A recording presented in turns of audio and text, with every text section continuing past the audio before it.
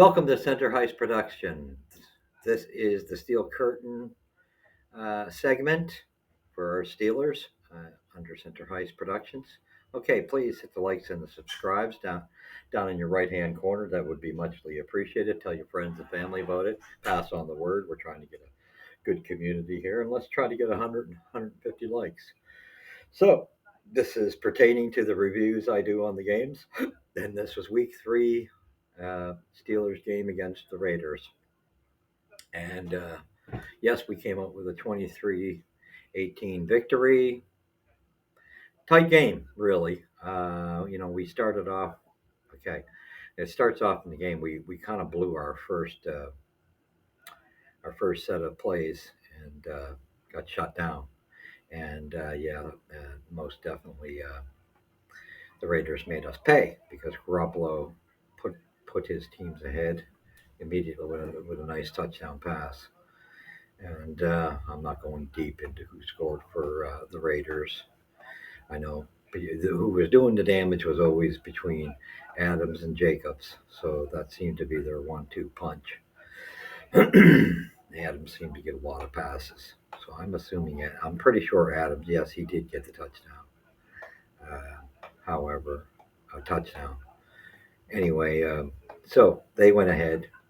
And finally, when we came back out for our next set, we did manage to bring the ball up the field nicely. And Kenny Pickett spots, after making a few nice passes between the combination of him and Pickens getting going, they had a nice little thing going with some good gaining good yardage. And Warren was getting good yardage for the Steelers as well. I love that kid. He's got a good north-south game, and he just seems to get a lot of yardage on his runs, and he just picks his spots. He catches them. It's almost like there's no delay in him, and I think that's what makes the difference with him and Harris. Is he just spots the hole so quickly. There's no delay whatsoever, and he's gone, and he always stretches it out for extra yardage. So I love this kid. Great pickup. Right now he seems to be having better numbers than Harris, and Harris did all right later in the game. But it seems like Warren's been getting more yardage for us on a lot of carries. And we did spread out in the beginning of this game. We were spreading out the ball nicely, as far as between. You don't want to get. We've had the problem for several years now of passing too much, which is odd to hear for a Steelers team. That was never our way until the last few years. But it has been the case. And yesterday it was nice to see that when you looked at the first 14 plays, it was 7 passes, 7 rushing plays, which is how you want to do it. You want to spread it out and kind of keep it even as you possibly can. And this keeps the opponent on their heels a bit because they're not sure what's going to be coming at them. And that's the object of this. And that we did very well with that. And so then we also, managed to have Chris Boswell add on to that with 3 field goals. And that was like even right into the third quarter. And then we get a nice, pass from as we took the ball down late in the game as well. Third quarter, I believe it was. Anyhow, took it down well, and Pickett spots Fryermouth in the end zone and puts a nice pass onto him. And with a big body like that, Fryermouth ain't going to miss. And if you miss the pass to him, as a quarterback, you got a problem. So beautiful play there as well. And of course, as the game was going on, you had who else? That defense, as far as there's some weak points in our defense, which I'm concerned about. However, I'm never concerned so much about our line, our defensive line. Watt is he's money in the bank. You can guarantee that he's going to. He just continued, broke the record last week, and he continues, the sacks again, and just put the heat on Garoppolo. And this is where I think the difference came in is the pressure from our defense on Garoppolo kept Garoppolo a little honest. However, Garoppolo tends to be a more stationary quarterback as well. So I guess and a big boy. I mean, he's a tall quarterback. Um, So we did a good job of containing him for the most part. You got to watch him because even though, um, for the most part, he won't run the ball. That's some because he's so stationary. He does have a good arm. He's had that, although he can be picked, and we proved that with a couple picks in this game. And that was also the difference in the game as well. Just the turnovers. When you looked at turnovers, they made the difference in the game. But they did put quite a comeback on, which is what kind of concerns me. Is we had a good lead, and we let them get fairly close, and that's kind of concerning. However, when you see Steelers Raider football, the Raiders always, no matter what shape their team's in, they always play the Steelers hard, and that's probably from the history of the two squads in the days when a lot of Super Bowl uh, runs went through those teams, and so a lot of animosity was built over the years. But anyway, Austin, this kid is just a blessing. Just watching that 72-yard pass to him and the speed he has. He's yeah again offensively. This is money in the bank. Got to hold on to that kid and loved seeing it. And like you say, we all know that Boswell's money in the bank as a kicker, field goal man. He just always comes through, and it showed that these field goals were important.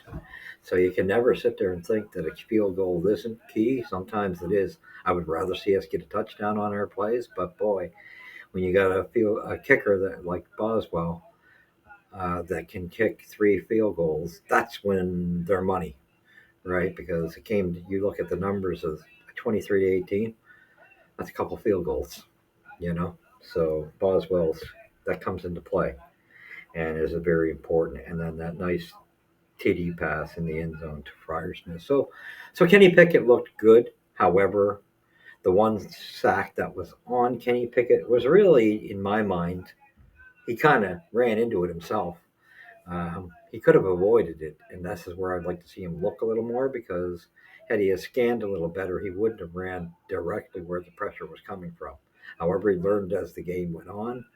He had noticed he threw the ball away like a good quarterback's supposed to do. So somebody had talked to him, no doubt about it. And so we're going to give you the numbers now. So he had a good game, and I love this magic, this chemistry that him and Pickens have. There's quite a magic going on there. You can see it. These guys, those two are gelling really well together. And it was nice to see the Peterson uh, interception. Great veteran experience. Yeah, I always loved this guy as a ball player. So, you knew he's the type of guy, well seasoned, and made a nice play at the right time. And we've got a couple of those plays in the game. And so here's our stats. Were Steelers. Okay, this is total yardage. 333 for the Steelers, 362 for the Raiders. So they had more yards with their plays, but it just shows in some senses we didn't need that much. We capitalized on ours more. So we had passing game, 223 passes thrown by Pickett, 293 by Garoppolo, and then our rushing yards. This is what I liked seeing. Up to 105. You wouldn't have seen that in the last couple of years.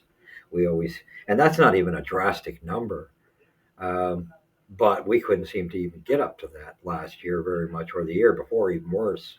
So, because we had no running game, and they had 69, and then plays in total was 60 to 67 for the Raiders.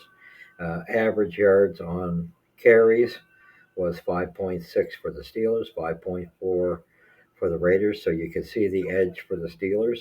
First downs, again, where we didn't need the ball as much, although I say that loosely because it'd be nice to have it more, but we just capitalized when we had it. So 17 first downs compared to the Raiders' 19.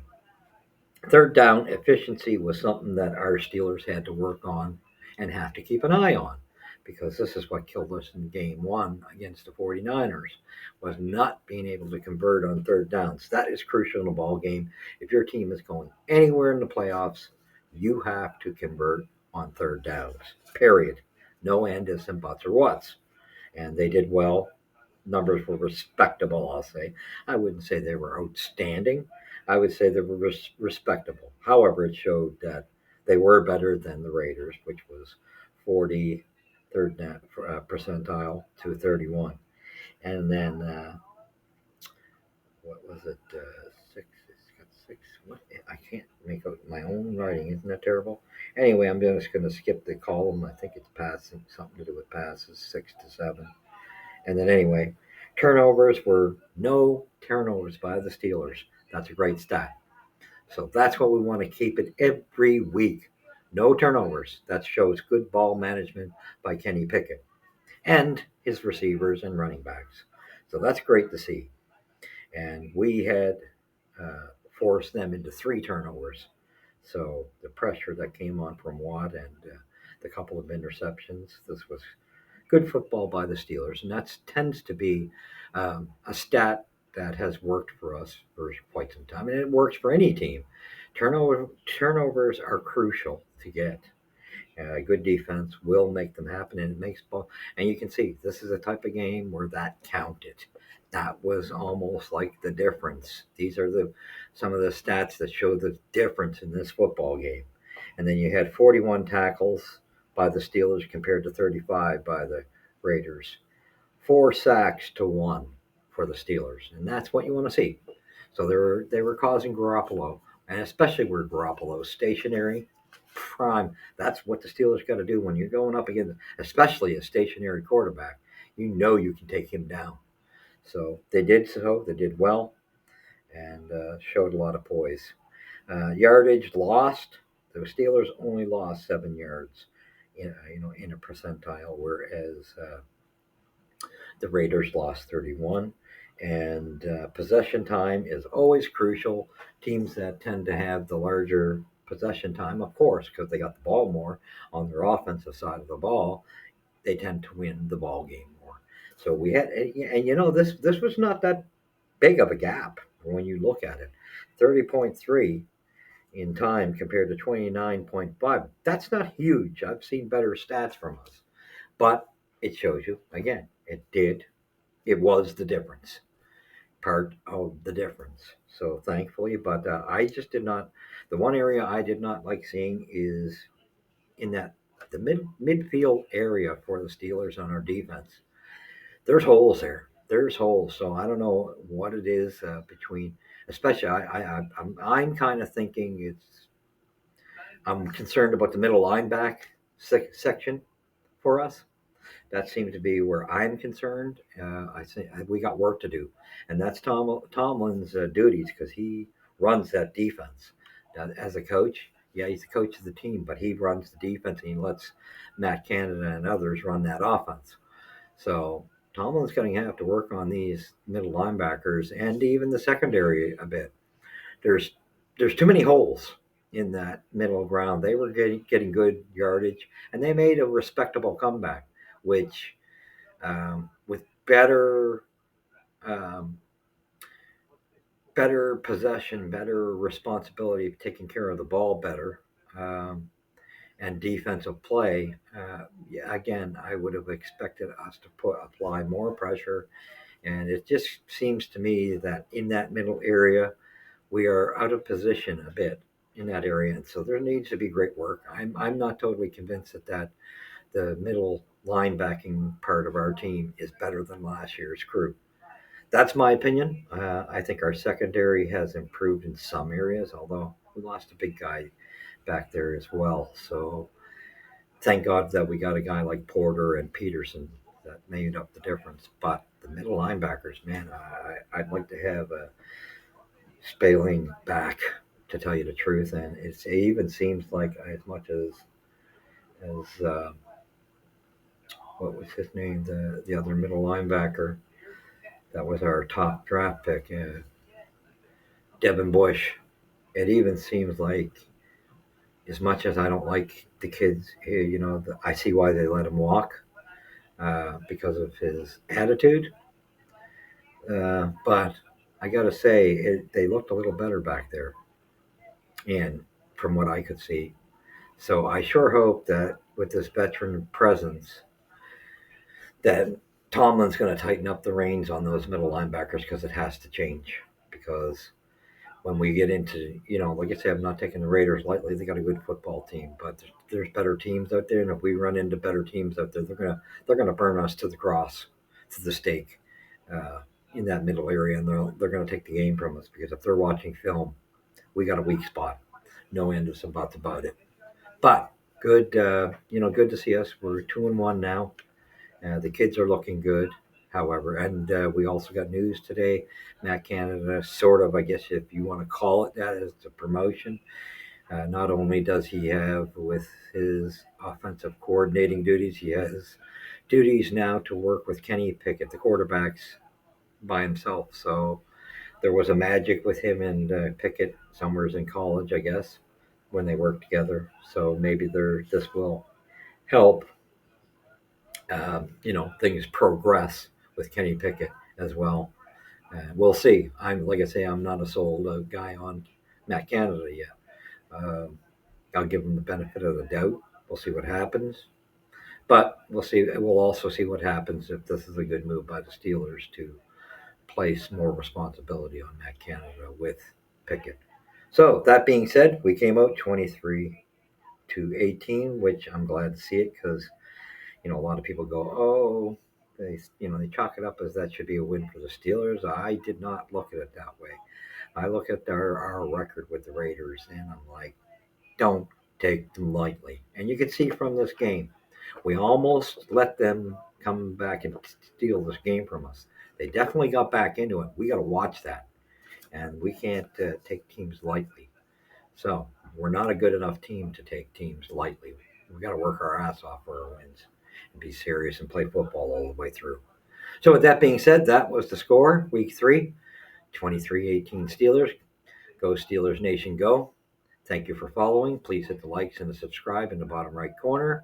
And the steel curtain showed its magic this week again, closing in on the opposition.